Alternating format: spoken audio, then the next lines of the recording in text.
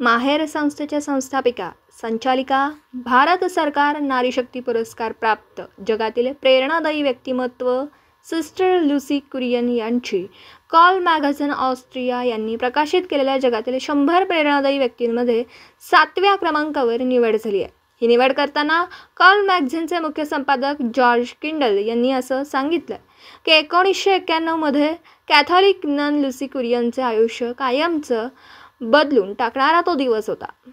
रात्री कॉन्व्हेंटमध्ये गर्भवती महिलेला आश्रय देण्यास परवानगी न मिळाल्याने आणि दुसऱ्या दिवशी तिला परत येण्यास सांगितल्यानंतर तिच्या मद्यधुंद पतीने कॉन्व्हेंट समोर आपल्या गर्भवती पत्नीवर पेट्रोल ओतलं आणि तिला आग लावली। कॉन्व्हेंट समोर ती वेदनादायकपणे जळत होती। त्या क्षणी सिस्टर लुसीने शपथ घेतली की ती पुन्हा कधीही कोणालाही दूर करणार नाही। तिने माहेर संस्थेची स्थापना केली, ज्याने तेव्हापासून 7 भारतीय राज्यांमध्ये 65 आश्रयस्थानं उघडली आहेत। 1 लाखाहून अधिक लोकांचं जीवन बदल। आज माहेर हे केवळ आश्रयाचं ठिकाण नाही, ते आशा आणि करुणेचं किरण आहे। ही संस्था सतत वाढत आहे, परंतु एक गोष्ट कायम आहे, माहेरचे दरवाजे समाजातील गरजूंसाठी नेहमीच खुले असतात।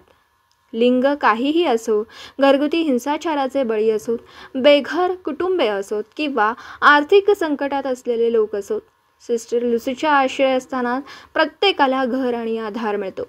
सिस्टर लुसी ही या काळातील खरी नायिका आहे। या यादीमध्ये पोप फ्रान्सिस फरेल विलियम्स, लॉन्स मेसी यांचाही समावेश आहे। सिस्टर लुसी कुरियन यांची जगातील प्रेरणादायी व्यक्तींच्या यादीमध्ये 7व्या क्रमांकावर निवड झाल्याबद्दल समाजातील सर्व स्तरातून त्यांच्यावरती अभिनंदनाचा वर्षाव होतोय।